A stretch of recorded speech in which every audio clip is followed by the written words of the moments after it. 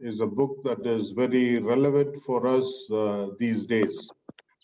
और जैसे कि हम हबक्कुक की पुस्तक का अध्ययन करते चले आ रहे हैं और वो की बहुत ही रिलेवेंट और बहुत ही जरूरी है हमको अध्ययन करना, Because the things that is happening around the world, around us, is very similar to what Habakkuk had experienced, and the questions that he had asked God, and God's answer to those questions.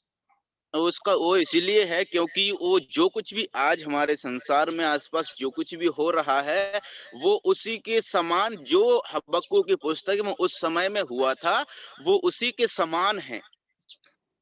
His questions were, why do the godless prosper? और हबक्कुक का प्रश्न को हम देखते हैं वहां पर कि क्यों आखिर जो ईश्वर रहित लोग हैं वो क्यों बढ़ते हैं। He had a question of why is God so silent and silent towards evil? और दूसरा प्रश्न उसका ये था कि आखिर क्यों परमेश्वर बुराई के प्रति शांत है। He had a question, is God concerned about the suffering in this world? और उसका प्रश्न ये था तीसरा कि वो क्या परमेश्वर जो है सताव के प्रति शांत है। He had a question, why God, why is this happening? और उसका प्रश्न ये था कि हे परमेश्वर, हे प्रभु, आखिर ऐसा क्यों हो रहा है। You are seeing the indifference of the people towards you, so how long will this go on? और जो तुम्हारे लोगों के प्रति सताव करते हैं, कष्ट देते हैं, और इसी प्रकार से कितना दिनों तक चलता रहेगा। And God answered and said that there would be a nation that is going to come and destroy or discipline my people. और फिर परमेश्वर ने उनकी प्रार्थना को और उन सारे प्रश्नों का उत्तर देते हुए उन्होंने कहा कि उधर से एक देश ऐसा चढ़ाई करके आएगा जो सबको विनाश और नाश कर देगा। And that created the second question for in Job's mind. और उसी प्रकार का दूसरा प्रश्न जो Habakkuk's mind, sorry. हबक्कुक के मन में था। The second question that was created in Habakkuk's mind.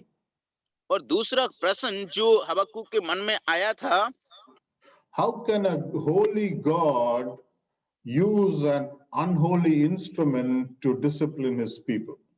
और आखिर कैसे एक पवित्र परमेश्वर अपवित्र लोगों को या उसको एक जरिया बना करके पवित्र लोगों को नियंत्रण में लाने के लिए, डिसिप्लिन में लाने के लिए, अनुशासन में लाने के लिए इस्तेमाल कर सकते हैं।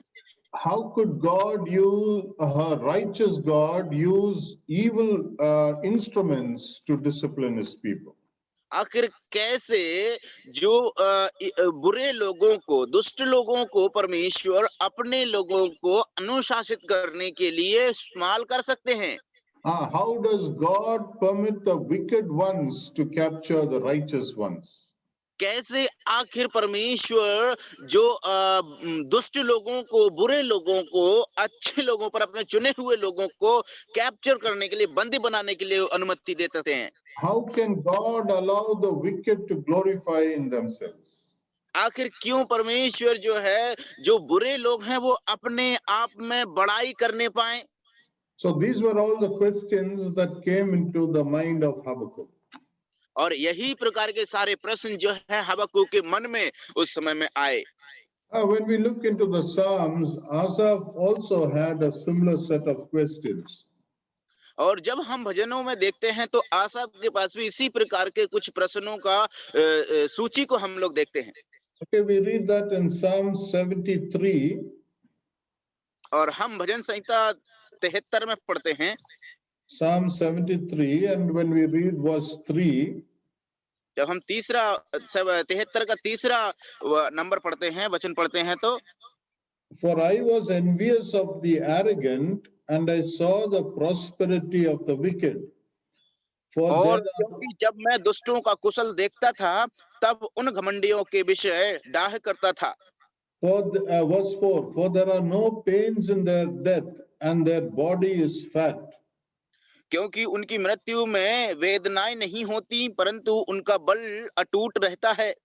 verse 5, they are not in trouble as other men, उनको दूसरे मनुष्य के समान कष्ट नहीं होता है, nor are they plagued by like mankind.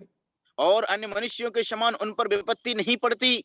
Yeah, this is a similar question which Habakkuk had, which Asaph had, and even we also have. और ये उसी प्रकार के समान क्वेश्चन हैं जो हबक्कुक के मन में थे, और यहाँ तक कि हमारे मन में भी इसी प्रकार के सवाल आते हुए हम देखते हैं। The prosperity of the wicked happens, और जो दुष्ट लोग हैं वो बढ़ते चले जाते हैं। but the interesting thing is that as we read in verse 5, Asaph asks this question, they are not in trouble. और जो सबसे रुचियात्मक जो बात प्रश्न विधर्म में हबक्कुक पूछता है वचन 5 में कि आखिर कहाँ से ये सभा होता है और कहते हैं, Not are they are not even plagued like mankind. They are not even They are not plagued by mankind. Plagued. और वो लोग जो है मनुष्यों के द्वारा ही नहीं आए। Okay, I think we would have seen this similar thing which happened last year or even the year, couple of years back in our country. और हम चलिए इस बात पर विचार करते हैं कि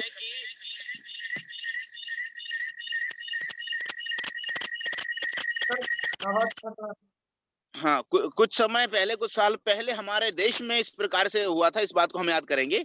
Okay, we had that instant where we had to change the 1,000 rupee notes, and the other denominations were banned, and we had to give it back to the bank and stand in a queue in a line to get it exchanged. All that we had seen what was happening in our country. और हमारे देश में जब एक परिस्थिति ऐसी आई थी कुछ साल पहले की, जो नोटबंदी जब हुआ था, उस समय में क्या हुआ कि जो नोटों को बदलना था, एक्सचेंज करना था, और उसके प्रति लोगों ने लंबी लंबी लाइनें लगा करके, कतार में लगा करके वो लोग खड़े रहे, और उसको बदलने के लिए, और कुछ संस्थाओं के लिए जो है बंद कर दिया गया था। इस प्रकार का परिस्थिति को हमारे पिछले समय में होते हुए हमने देखा है। The common man was the one who was affected. और जो एक ऐसा कतार था जो सबसे ज्यादा सामान्यतः उसका प्रभाव से हुआ था। Those who had wealth and influence and other means, they somehow got away with all that. और जिन लोगों के पास में काफी धन संपत्ति था, वो किसी भी तरीके से जो है उससे बाहर निकल गए। Even last year also we saw in when we had the coronavirus the lockdown declared, and the things that happened in our country where the migrant workers or the working class were trying to find their way to their house. और जैसे कि हमने पिछले साल भी देखा था, जब कोरोना वायरस जो है आया, जिसके चलते लॉकडाउन हुआ, तो उस समय में जो है जो बाहरी स्थान से आए हुए मजदूर लोग जो है अपने अपने घर को जाने के लिए, उसका प्रयास करने के लिए रास्तों को ढूंढने लगे। Okay, there were people, the daily wages workers, and the difficulty they had in even procuring food. और यहाँ तक कि जो मजदूर लोग थे, जो जो रोज मजदूरी करने वाले लोग थे, कमाने खाने वाले लोग थे, उनके लिए समय का खाना खाने के भी जो है लाले पड़ते हुए हमने देखा था। And a question would have naturally come into our mind when we see the influential and the other those people getting they are living in a very luxurious life, but these migrant workers, they are suffering. और हमने इस बात को देखा था, उनमें तुलना यह है कि किस प्रकार से कि जो मजदूर लोग हैं, जो रोज रोटी कमाने के लिए जो बाहर गए हुए लोग थे, और जो धन संपत्ति में लीन, जो धन संपत्ति से भरपूर आदमी लोग जो है बड़े आराम से उस समय को बिता रहे थे, और जो मजदूर लोग हैं जो बड़े ही कष्ट में जीवन को बिता रहे थे। Okay, even our believers were affected by this. यहाँ तक कि हमारे विश्वासी लोग भी जो है इससे प्रभावित हुए थे। And I think you all would have been more a witness for all those what was happening there. और ऐसे मैं आशा करता हूं कि आप लोग जो है इसके गवाह होंगे, जो कुछ भी हो रहा था उधर में। So probably a question would have come into our mind. और यदि सामान्यतः हमारे मन में सीधा एक प्रश्न हमारे मन में आ जाएगा, They are not in trouble as the other men. और वो जो है दूसरे व्यक्तियों के समान जो है कष्ट में नहीं है, They are plagued, and even they are not plagued like what is happening. They are comfortable in their ways. और वो जो है अपने ही रास्ते में उनको अपने समान अपनी जगह में वो बहुत ही आरामदायक जीवन को बिता रहे हैं। Read verse 27 of Psalm 73. For behold, those who are afar from you will perish. You have destroyed all those who are unfaithful to you. Verse और 28. वचन 73 का 27 में कहता है, जो तुझ से दूर रहते हैं वे नष्ट होंगे, और जो कोई तेरे विरुद्ध व्यभिचार करता है उसका तू विनाश करता है। Verse 28, but as for me, the nearness of God is my good, and I have made the Lord God my refuge, that I may tell of all your works.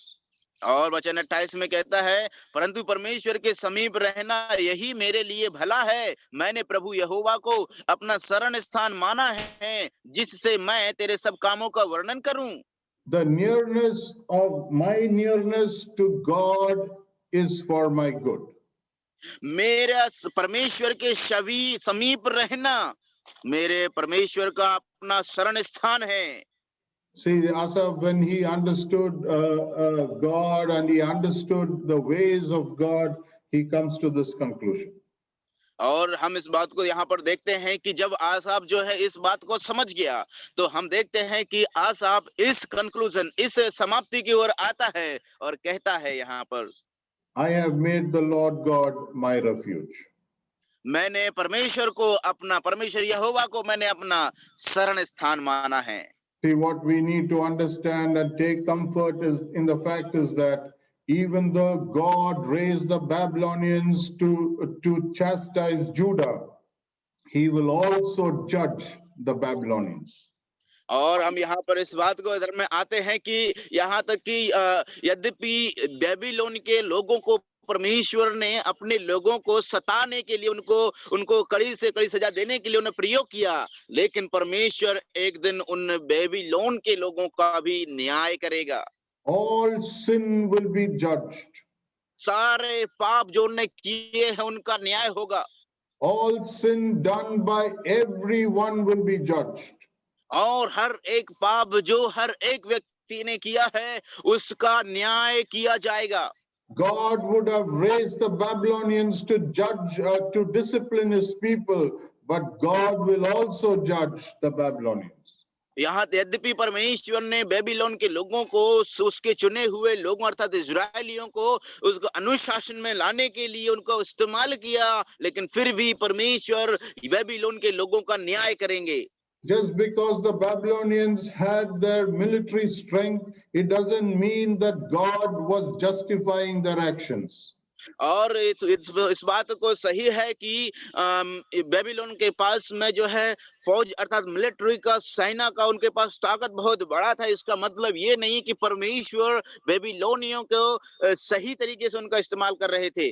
And we must remember that the human history that is being written, or that what we see, is the accomplishment of God's purpose.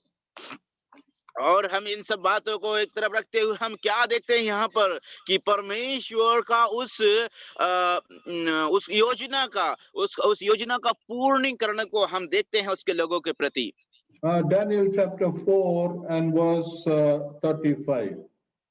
Daniel की पुस्तक उसका 4 अध्याय 35 Verse 35, yes.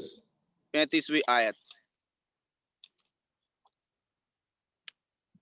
पृथ्वी के सब रहने वाले उसके सामने तुच्छ गिने जाते हैं, और वह स्वर्ग की सेना और पृथ्वी के रहने वालों के बीच अपनी ही इच्छा के अनुसार काम करता है, और कोई उसको रोककर उससे नहीं कह सकता, तूने यह क्या किया।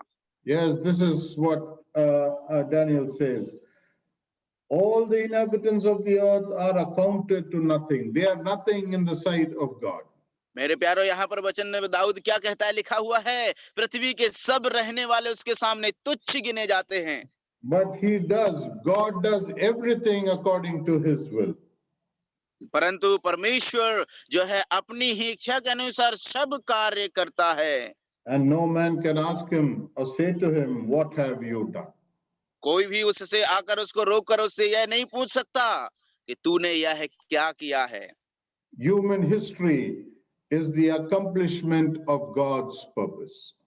मनुष्यों का इतिहास जो है परमेश्वर की योजना का पूर्णीकरण है। Proverbs chapter 16 and verse 9.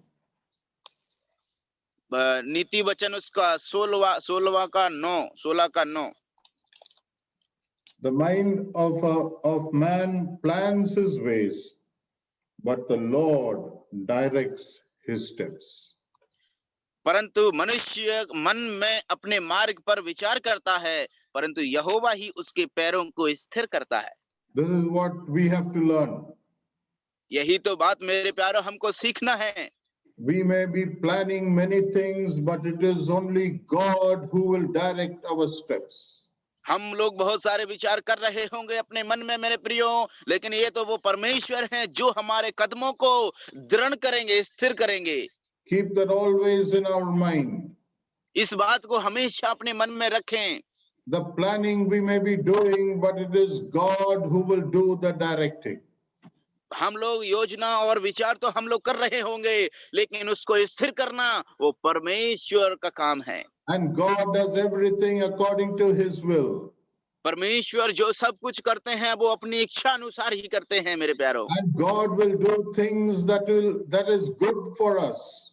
और परमेश्वर वही कार्य करेंगे जो हमारे लिए अच्छे हैं। We may ask the question why, we may ask the question how long, but God knows what he is doing. हम लोग इस प्रकार के प्रश्न पूछ सकते हैं कि हे परमेश्वर आखिर ऐसा क्यों, हे परमेश्वर आखिर ये कितने समय तक चलेगा, लेकिन परमेश्वर इन सब प्रश्नों का उत्तर देते हैं।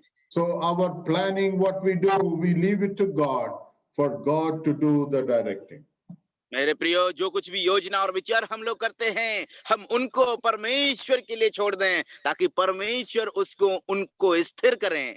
So yesterday when we ended, we saw that Habakkuk was standing on the rampart and he was praying, he was keeping a watch to see what God will speak to him. और हमने पिछली class में हमने देखा था कि हबक्कुक जो है उधर में खड़े हुए जो है परमेश्वर से प्रार्थना कर रहे थे। So to get the answers or to receive the answers from God, there are a couple of things that we need to do. और हमको परमेश्वर का जो है अपने प्रश्नों का उत्तर पाने के लिए हमको कुछ कार्यों को करना होगा। We may be having questions, we may be having a certain requests that we need to make to God, but always remember that we have to commit the matter to God and leave it at his throne. और हमको जो हमारे पास में बहुत सारे ऐसे विचार होंगे, बहुत सारे ऐसे प्रश्न होंगे, बहुत सारे ऐसे प्रार्थना निवेदन होंगे जिनका हमको उत्तर परमेश्वर से चाहिए, तो हमको उस परिस्थिति में हमको वो सारे परमेश्वर के उस सिंहासन के सामने उनको रख देना है। Secondly, we need to remember that in faith we have to anticipate an answer. और हमको जो है परमेश्वर का उस उत्तर को प्राप्त करने के लिए विश्वास के साथ में उसका सहयोग करना है। See, because Habakkuk in faith knew that God will speak to him. और हबक्कुक का ऐसा विश्वास था कि वो परमेश्वर उनसे अवश्य ही बात करेंगे। Habakkuk knew that God will answer his questions. और हबक्कुक इस बात को जानते थे, उनका विश्वास था कि परमेश्वर अवश्य ही उनकी प्रार्थना का उत्तर देंगे।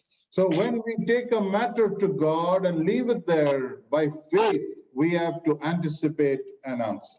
और इसलिए जो कुछ भी प्रार्थना को हम लोग परमेश्वर के सन्मुख लेकर के आते हैं, उस प्रार्थना निवेदन को परमेश्वर के सिंहासन के सामने हमको रखना है और वो विश्वास के साथ में उसमें हमको दृढ़ और स्थिर रहना है। And Habakkuk says that I will keep watch to see. That means he is ready to wait. और हबक्कूक तीसरी बात कहता है कि मैं देखता रहूंगा, देखूंगा परमेश्वर कब उसका उत्तर देंगे। इसका मतलब यही है कि वो उसका इंतजार कर रहे थे परमेश्वर पर भरोसा रखते हुए। So thirdly, what we need to do is that we must be willing to wait.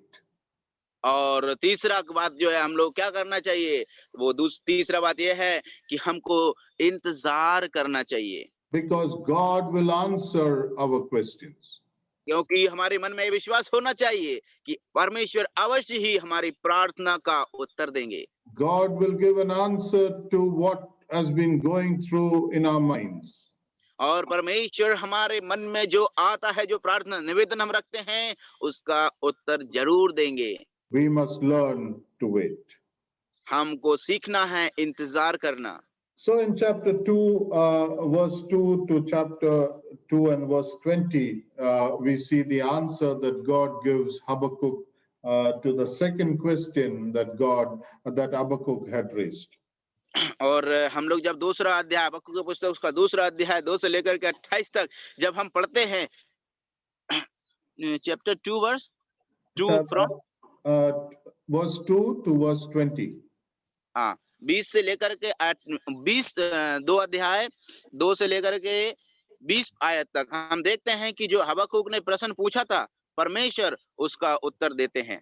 Okay, in verse 2 we read, then the Lord answered and said to me. और वचन 2 में इस प्रकार से हम पढ़ते हैं, यहोवा ने मुझसे कहा कि दर्शन की बातें लिख दे। So Habakkuk is waiting and now God is giving an answer. और इसलिए हम यहाँ पर देखते हैं कि हबक्कूक यहाँ पर प्रतीक्षा कर रहे हैं और परमेश्वर उनको बोल रहे हैं। Okay, so the Lord answered and said to him, said to me, record the vision. और इधर में फिर परमेश्वर की बातें जब उन्होंने कहा कि लिख दे, वरन पटियाओं पर साफ साफ उनको लिख दे। So firstly we see that the vision is from God. तो पहला बात हम यहाँ से देख सकते हैं कि जो दर्शन है वो परमेश्वर की ओर से है। It is God who spoke to Habakkuk. ये परमेश्वर हैं जो हबक्कूक से बात किया। God is asking Habakkuk to write down the vision. और परमेश्वर जो है हबक्कूक को इस बात को बोलते हैं कि तुम उस दर्शन को लिखो। The vision is from God. वो दर्शन जो है परमेश्वर की ओर से है। Second Peter chapter, when we come into the New Testament, Second Peter chapter 1 and verse 20 and verse 21. और दूसरा पत्रस second Peter chapter 1 verse 20, we can read verse 20 and 21. 20 और 21, दूसरा पत्रस 1 का 20 और 21। पर पहले यह जान लो कि पवित्र शास्त्र की कोई भी भविष्यवाणी किसी के अपने ही विचारधारा के आधार पर पूर्ण नहीं होती, क्योंकि कोई भी भविष्यवाणी मनुष्य की इच्छा से कभी नहीं हुई, पर भक्तजन पवित्र आत्मा के द्वारा उभारे जाकर परमेश्वर की ओर से बोलते हैं। Okay, no prophecy is by the act of human will, but men moved by the Holy Spirit spoke from God. और कोई भी मनुष्य अपनी इच्छा के अनुसार कभी नहीं बोलते, वरन भक्त जन पवित्र आत्मा के द्वारा उभारे जाकर परमेश्वर की ओर से बोलते थे। It is God who spoke. ये परमेश्वर हैं जो उनसे बोले। God who spoke to Habakkuk. परमेश्वर जो है हबक्कूक से इसी बात को बोलते हैं। So the vision is from God. इसलिए जो है दर्शन वो परमेश्वर की ओर से है। Secondly, the vision is visible. और दूसरी बात जो है दर्शन, वो दर्शन जो है दिखने वाला है। So God says, you write down this vision. और परमेश्वर कहते हैं कि तू इस दर्शन की बातों को पटियाओं पर लिख डाल। See what I am going to say, you write it down. और जो कुछ भी मैं तुम्हें देने वाला हूं, तुम उनको साफ साफ लिख दो। So the vision is visible. इसीलिए वो दर्शन जो है एक दिखने वाला दर्शन है। Because the one who reads it may run. और क्योंकि जो दौड़ते हुए भी वो सहज रीति से उनको पढ़ने पाए। Because this vision that you are hearing from me and you are writing it down, then when the others see, they will run to tell what is written in this vision. और यहाँ पर क्योंकि जो कुछ भी दर्शन जो मैं तुम्हें बोल रहा हूँ, जो तुम लिख रहे हो, इस तरीके से उनको लिखना, यानी कि जो दौड़ते हुए भी वे सहज से उसको पढ़ने पाए। And thirdly, we see this vision is for the future. और तीसरी बात हम देखते हैं कि ये दर्शन जो है भविष्य के लिए है। In verse 3, we read this, for the vision is yet for the appointed time. क्योंकि वचन 3 में हम पढ़ते हैं, क्योंकि इस दर्शन की बात नियत समय में पूरी होने वाली है। It is for a time that I have set. और ये वो एक समय है, समय का अंतराल है जिसको मैंने सेट किया है। And fourthly, we see that it hastens towards the goal and it will not fail. और वो जो है इसको पूरा होने का समय जो है बहुत ही वेग से आता है और इसमें धोखा ना होगा। This vision is exact. और ये जो दर्शन है वो एकदम एकदम से सत्य है और जैसा का वैसा ही है। It will come to pass exactly as God said. और ये जो है उसी समय के अनुसार होगा जो परमेश्वर ने समय को नियुक्त किया है उसको होने के लिए। And also this vision is certain. और इसलिए जो है ये दर्शन जो है सर्टेन, राइट? Yes. या और ये विजन जो है सर्टेन है और सत्य है ये।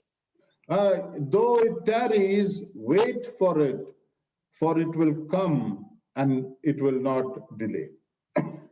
और इसलिए तो अभी उसकी बाट जोते रहना है, क्योंकि यह निश्चय है ही पूरी होगी। So this vision is from God. ये दर्शन जो है पहली बात हमने देखा परमेश्वर से है। This vision is visible. ये दर्शन जो है दिखने योग्य है। This vision is for the future. और ये दर्शन तीसरी बात है भविष्य के लिए है। This vision is exact. और चौथी बात जो है जो दर्शन है वो एकदम से सही और सटीक है। This vision is certain. और पांचवी बात हम देखते हैं ये दर्शन जो है एक निश्चयता है। This is what God tells Habakkuk. और ये सारी बातें जो है परमेश्वर हबक्कुक के उन प्रश्नों का उत्तर देते हुए उनसे कहते हैं। See, when we come to Galatians in the New Testament, Galatians chapter 4 and verse 4. और जब हम गलतियों की पत्री उसका 4 अध्याय 4वीं आयत को जब हम पढ़ते हैं, That in the fullness of time, God sent his son.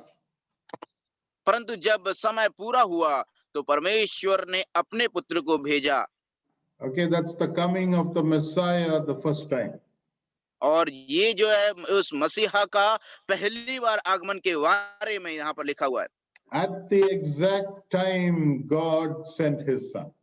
और जो जब समय नियत समय आया तो परमेश्वर ने अपने पुत्र को भेजा। See, when we see this verse 3 in Habakkuk chapter 2, though it tarries, wait for it will come and it will not delay. This is mentioned, used by the writer to the Hebrews, where he mentions it. और हम लोग यहाँ पर हबक्कुक का पुस्तक 2:3 में जब हम पढ़ते हैं उधर में कहता है कि यह जो कोई भी उसकी वाट जोते रहना है, ये विलंब भी हो तो भी इसकी वाट जोते रहना है, क्योंकि वह निश्चय ही पूरी होगी और उसमें देर ना होगी। So the it in Habakkuk has become the he when it came to Hebrews. और जो हबक्कुक की पुस्तक में जो यह बात यहाँ पर लिखा हुआ है वो यदि हम इधर में आते हैं नए नियम में तो वो ही अर्थात वह बन गया और आ गया उस समय। We read that in Hebrews chapter 10 and verse 37. और इस बात को हम लोग जो है इब्रानियों की पत्री उसका 10:37 में हम इस बात को पढ़ते हैं। For yet in a very little while he who is coming will come and will not delay. और क्योंकि जब अब बहुत ही थोड़ा समय रह गया है जबकि आने वाला आएगा और देर ना करेगा। So in the fullness of time, God sent his son, the first coming of our Lord. और यहाँ पर परमेश्वर ने अपने पुत्र को जो है उस नियत समय पर अपने ही पुत्र को इस दुनिया में भेजा। And even the second coming is certain because he who is coming will come and will not delay. और इसीलिए दूसरा आगमन भी जो है निश्चित है, क्योंकि लिखा है कि जब कोई जो आने वाला है वो आएगा और देर ना करेगा।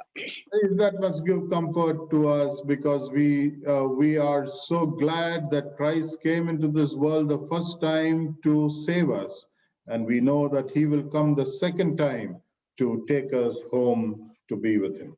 और ये तो बड़े ही आनंद की बात है कि हम देखते हैं कि प्रभु यीशु मसीह जो है मसीहा बन करके पहली बार हम पापियों को बचाने के लिए आए थे, और दूसरी बात ये भी निश्चय है कि वो दूसरी बार दोबारा आगमन में, हमारे मसीहा के दूसरे आगमन में हमको लेने के लिए आएंगे। So he will come. इसीलिए वो निश्चय ही जरूर आएंगे। So this vision, what God is giving Habakkuk is certain. और इसलिए जो दर्शन जो हबक्कुक को परमेश्वर दे रहे हैं वो एक निश्चयता है उसमें। And then in verse 4 and verse 5 we see a division of the lifestyle. और हम लोग वचन 4 और 5 में हम लोग देखते हैं कि उस जीवन का विभाजीकरण को, A lifestyle that is independent of God and a lifestyle that is dependent on God.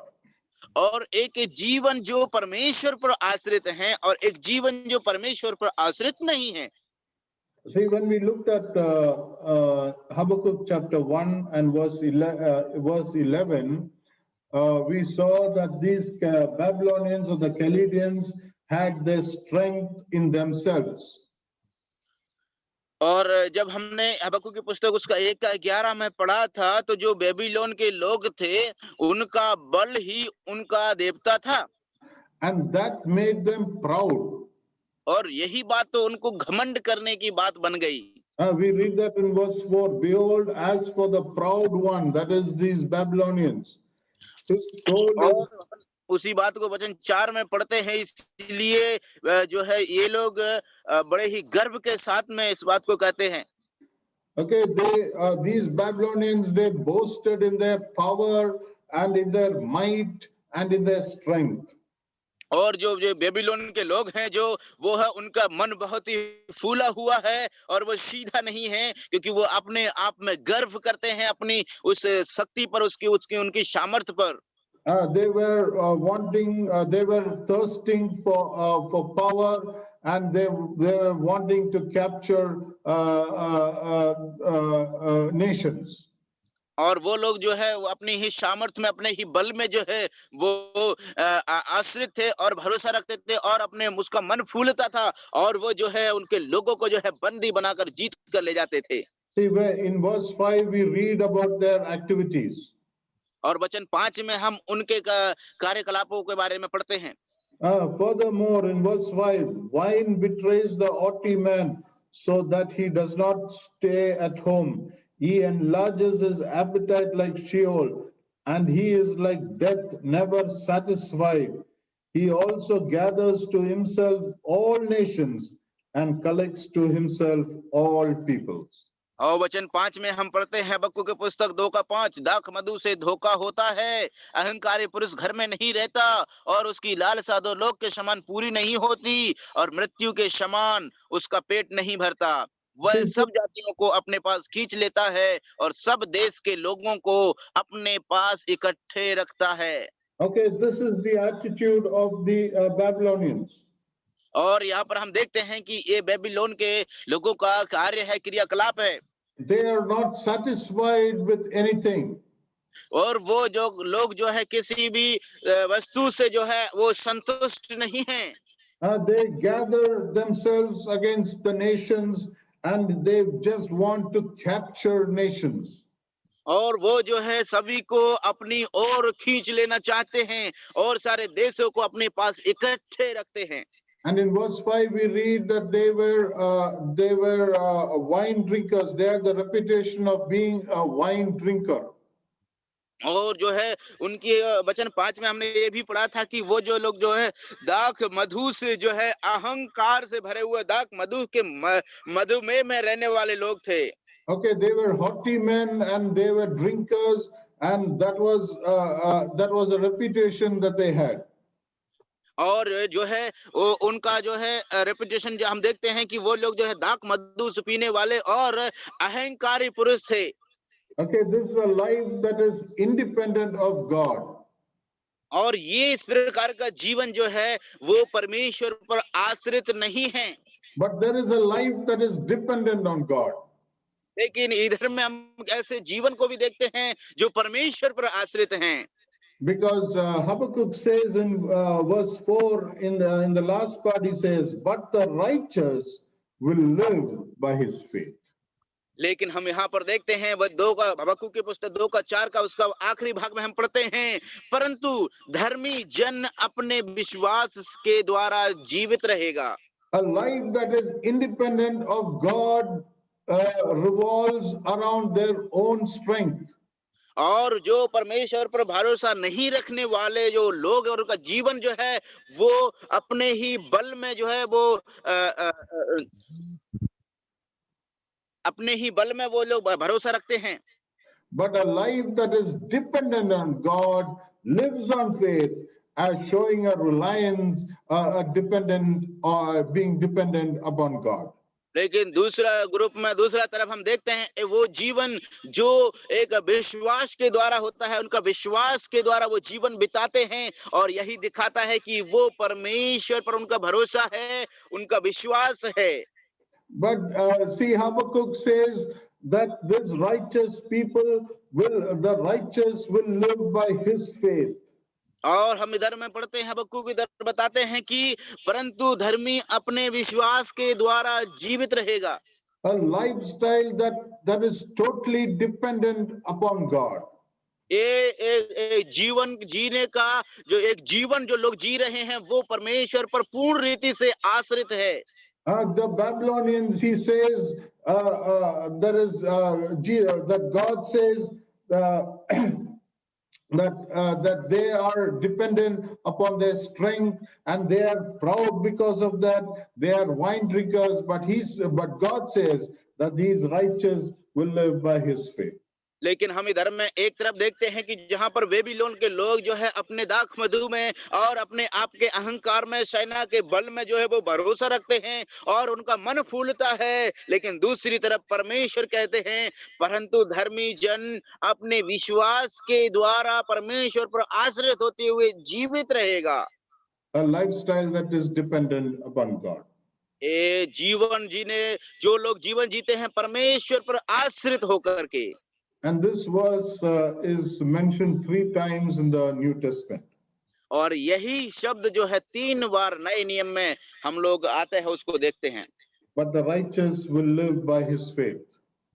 परंतु धर्मी जन विश्वास के द्वारा जीवित रहेगा। We see that in Romans chapter 1 and verse 17. और हम लोग इसको जो है रोमियो की पत्री उसका 1 का 17 में हम लोग पढ़ते हैं। For in it the righteousness of God is revealed from faith to faith. For it is written, but the righteous man shall live by faith. और यहाँ पर लिखा है क्योंकि उसमें परमेश्वर की धार्मिकता विश्वास से विश्वास के लिए प्रकट होती है, जैसा लिखा है विश्वास से धर्मी जन जीवित रहेगा। The righteousness of God is revealed from faith to faith. और परमेश्वर की धार्मिकता विश्वास से विश्वास के लिए प्रकट होती है।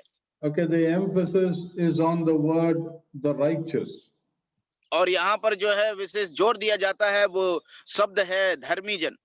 A sinner can have the righteousness imputed to him positionally before God. और एक पापी को जो है धार्मिकता मिल सकती है, एक पोजीशन परमेश्वर के सामने मिल सकते है उसको। The salvation is the pure act of God's grace. और ये जो उद्धार जो है परमेश्वर के उस अनुग्रह के द्वारा किया गया एक कार्य है। The righteousness of God is given from faith to faith. और इसलिए परमेश्वर की जो है धार्मिकता जो है विश्वास से विश्वास के लिए दी गई है। We read the second one in Galatians chapter 3 and verse 11. और दूसरा वाक्य को हम लोग जो है गलतियों की पत्री उसका 3 अध्याय 11 में पढ़ते हैं। Now that no one is justified by the law before God is evident, for the righteous man shall live by faith. यहाँ पर लिखा है, पर यह बात प्रकट है कि व्यवस्था के द्वारा परमेश्वर के यहाँ कोई धर्मी नहीं ठहरता, क्योंकि धर्मी जन विश्वास से जीवित रहेगा। Okay, the righteous man shall live. The emphasis is on the word shall live. और यहाँ पर जो है जिस वाक्य पर जोर दिया गया है वो यहाँ पर यह शब्द है कि वो धर्मी जन जो है विश्वास से जीवित रहेगा। No one is justified by the law, but we can see that we are justified in God's sight. और जो है कोई भी व्यवस्था के द्वारा धर्मी नहीं ठहरता, वरन हम परमेश्वर की तरफ देखें तो विश्वास के द्वारा धर्मी ठहरे जाते हैं हम। Okay, man is neither saved or sanctified by keeping the Mosaic law. और जो लोग कुछ लोग जो है मूसा की व्यवस्था के द्वारा वो लोग बचाए गए और वो लोग पवित्र किए गए हैं, The righteous one will live by faith. परंतु जो धर्मी जन है वो विश्वास के द्वारा जीवित रहेगा। Okay, the third one we see in Hebrews chapter 10 and verse 38. और तीसरा और आखिरी हम पढ़ते हैं इब्रानियों की पत्री उसका 10 का 38 में। But my righteous one shall live by faith, and if he shrinks back, my soul has no pleasure in him. परंतु मेरा धर्मी जन विश्वास से जीवित रहेगा, और यदि वह पीछे हट जाए तो मेरा मन उससे प्रसन्न ना होगा। Okay, the emphasis is on by faith. और यहाँ पर हम लोग जो उसका प्रभाव को हम देखते हैं शब्द का, वो है विश्वास के ऊपर दिया जाता है। यहाँ पर the one who trusts in God in everything. और एक वो जो परमेश्वर पर विश्वास रखते हैं हर एक कार्य के लिए। The righteous who trusts in God. एक वो धर्मी जो परमेश्वर पर भरोसा रखते हैं। The emphasis of living by faith. और जो उसका जोर इस बात पर दिया जाता है कि वो विश्वास के द्वारा जीवित रहना। See, 3 verses from the New Testament is taken to interpret this one verse. और देखिए यहाँ पर कि नए नियम से जो है 3 शब्दों को लिया जाता है ताकि इस वाक्य की हबक्कुक के उसके पुस्तक उसका 2 का 4 के व्याख्या करने के लिए। Okay, we will not go into the details of these 3 verses, but I just mentioned it superficially. और इस वाक्य का जो है और भी गहराई रीति से हम नहीं गया, वरन इसको ऊपरी तौर से वो दिखा उसको समझाया। What we see is that we begin with faith and have to continue in faith in God, and there is nothing else that we have to do. और हम कहने का मतलब यह है कि हम जो कुछ भी विश्वास के साथ में जो है शुरुआत करते हैं, परमेश्वर के साथ उस विश्वास में आगे को बढ़ते जाए, और इसके अलावा हमारे पास और कुछ नहीं है और कुछ करने की और उसमें मिलाने की और ऐड करने की। A matured faith will trust humbly and will persistently trust in his God. और एक विश्वास जो है एक मजबूत और एक दृढ़ विश्वास है, वो परमेश्वर के उस विश्वास में मजबूताई के साथ में वो भरोसा रखता रहेगा, आश्रित रहेगा परमेश्वर पर। We may see the wicked prosper. ऐसा हम लोग देखेंगे कि जो है दुष्ट लोग जो है बढ़ रहे हैं। We may see those who are not saved, they rely on their own strength. हम ऐसा भी देखेंगे कि जो वो लोग जो है अपने आप में भरोसा रखते हैं, अपने आप में अपनी ताकत में फूलते हैं और अहंकारी हैं लोग हैं, वो लोग बढ़ सकते हैं। We may see the people around the world around us with proud people with a pride in their life. हम लोग जो है ऐसे लोगों को भी देखेंगे जिनके जीवन में जो है अहंकार है। But what we need to remember is that as we are the children of God, we have to live in a total dependence, in a total faith in God. और लेकिन हम लोग मेरे प्रियो एक विश्वासी होने के नाते हमको जो है विश्वास में हमको बने रहना है, पूर्ण रीति से हमको विश्वास में परमेश्वर पर आश्रित होना है। The righteous will live by his faith. याद रखना, धर्मी जन विश्वास से जीवित रहेगा। A person who has a person who has faith is a person who trusts and who can also be trusted. एक व्यक्ति जिसका विश्वास है, जो विश्वास है, वो परमेश्वर पर भरोसा रखता है, और जो परमेश्वर पर भरोसा रखता है उस पर भी भरोसा रखा जाएगा। Okay, so we end verse 4, and from verse 5 down to verse 20, there are 5 woes or the punishment that is going to come upon Babylon. और हम यहाँ पर वचन 5 से 6 से लेकर के हम लोग 20वीं वचन तक दर में हम देखते हैं कि 5 प्रकार के न्याय और सजा जो है बेबीलोनियों को लोगों को मिलेगी, उधर में हम देखते हैं। See how God is answering these questions. Sorry sir. See how God has answered these questions. यहाँ पर देखिए कि किस प्रकार से जो है परमेश्वर ने हबक्कुक के इन प्रश्नों का जवाब दिया। God is saying that he will raise somebody wicked, more wicked than his people, and he will cause them to discipline them. और इधर में देखिए कि किस प्रकार से परमेश्वर जो है उन दुष्ट लोगों को, अपने लोगों को अर्थात इजरायलियों को जो है अनुशासित करने के लिए उनका इस्तेमाल करेंगे। But also God will judge that wicked nation. और केवल इतना ही नहीं, वरन परमेश्वर जो है उस दुष्ट देश को भी न्याय करेंगे। So this is what must always be in our minds. और मेरे प्रियो, ये सारी बात जो है हमारे मन में हमेशा रहना चाहिए। See, all what is happening is by the purpose and the will of God. मेरे प्रियो, जो कुछ भी आज घटित हो रहा है, जो कुछ भी हो रहा है आज, वो सब परमेश्वर की योजना के अनुसार ही हो रहा है। And it might cause us to wonder, why is all this happening? और जो है ये बात जो है इस बात को भी हमको सोचने पर मजबूर कर दे, और ऐसा प्रश्न हमारे मन में आए कि आखिर ऐसा क्यों हो रहा है। But we who are believers and we who have trusted God in the beginning of our spiritual life must always trust God that he does everything for our good, and he will also judge these people whom that is being raised. और मेरे प्रियो, हमको जो है विश्वास करना है, जिस प्रकार से हमने पहले शुरुआत में विश्वास किया था, वैसे ही हमारा विश्वास जो है अंत तक बना रहे, क्योंकि परमेश्वर जो कुछ भी करते हैं वो अपनी योजना और अपनी इच्छा के अनुसार करते हैं, और उनकी इच्छा हमारे प्रति भलाई की है, बुराई की नहीं है। हम आसपास जिन लोगों को देखते हैं जो बढ़ रहे हैं, जो दुष्ट लोग हैं वो बढ़ रहे हैं, उनका निश्चय ही परमेश्वर न्याय करेंगे।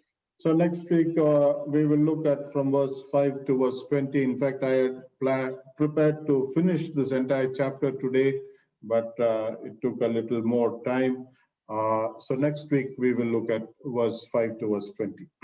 इसलिए हम लोग जो है अगले हफ्ता में 5 से लेकर के 20वीं आयतों को हम लोग अगले हफ्ता में देखेंगे, सीखेंगे। मैंने जैसे कि योजना बनाया था कि इस अध्याय को समाप्त करने का, लेकिन ये ज्यादा समय ले लिया, इसीलिए मैं इसको अगले हफ्ते में हम लोग सीखेंगे। So we must remember that there is a lifestyle that is independent of God. There's a lifestyle that is dependent on God. And we must be dependent upon God in everything. और मेरे प्रियो, हमने अभी आज इस बात को देखा है कि एक जीवनचर्या है, जीवन है जो परमेश्वर पर आश्रित नहीं है, वरन एक जीवनचर्या है जो परमेश्वर पर आश्रित है। इसलिए मेरे प्यारो, क्योंकि धर्मी जन विश्वास से जीवित रहेगा, हम भी परमेश्वर पर विश्वास रखें। The righteous will live by his faith. या धर्मी जन विश्वास से जीवित रहेगा। May the Lord bless us with these words, and let's pray that God would bring a change in the difficulties that is going around the world, and that God would help us all to be safe and give us a life that where we live to please Him. मेरे प्रिय परमेश्वर हम सभी को इन वचनों के द्वारा आशीष करें और परमेश्वर हमारी सहायता करे कि हम जो है जिस जगह में हम लोग रहते हैं वो हम परमेश्वर पर विश्वास रखते हुए उस पर आश्रित रहते हुए अपने जीवन को बिताने पाए। परमेश्वर ऐसा होने के लिए हमारी सहायता करें। May the Lord bless us with these words. परमेश्वर इन वचनों के साथ हमें आशीष दे। Thank you so much, dear sir. I thank you so much for our dear brother. सचमुच में so many questions हबक्कुक asked. हबक्कुक ने बहुत सारे प्रश्न पूछा, लेकिन परमेश्वर ने थोड़ा सा जवाब में हबक्कुक को सारी बात समझाया। हम लोग का मन में भी बहुत सारे प्रश्न हो सकता है, लेकिन परमेश्वर हमारा हृदय को जानता है। जैसा हम लोग भजन संगीता 73 का 28 में हम लोग पढ़ते हैं, it is good for me to be near to God. जैसा ये मेरे लिए ये अच्छा होगा कि मैं परमेश्वर का पास रहूं। मेरा दोस्तों, मेरा प्यारो भाई और बहनों, आज जैसा दिन हमने शुरू किया है, बहुत सारे जगह में हम लोग समय बिता सकते हैं, लेकिन थोड़ा सा बात सोचिए, it is good to be near to God. परमेश्वर का पास नजदीक रहना कितना श्रेष्ठ, कितना भाग्य है जो आप आज हमने सीखा है। परमेश्वर हमको सहायता करे। नीति वचन उसका 16 का 9, Proverbs chapter 16 verse 9, the mind of the man plans so many things, लेकिन the steps of man it is God who puts। तो हम लोग बहुत सारे माइंड में तो बहुत कुछ है, बट वन थिंग हमने जो सीखा है, it is good to be near to God. परमेश्वर के पास नजदीक रहना सबसे श्रेष्ठ बात। Thank you so much my dear brother. So once again, as the student of the Bible, Bible का एक विद्यार्थी होने के नाते हम सभी लोग सीखना ही नहीं, एक जीवन में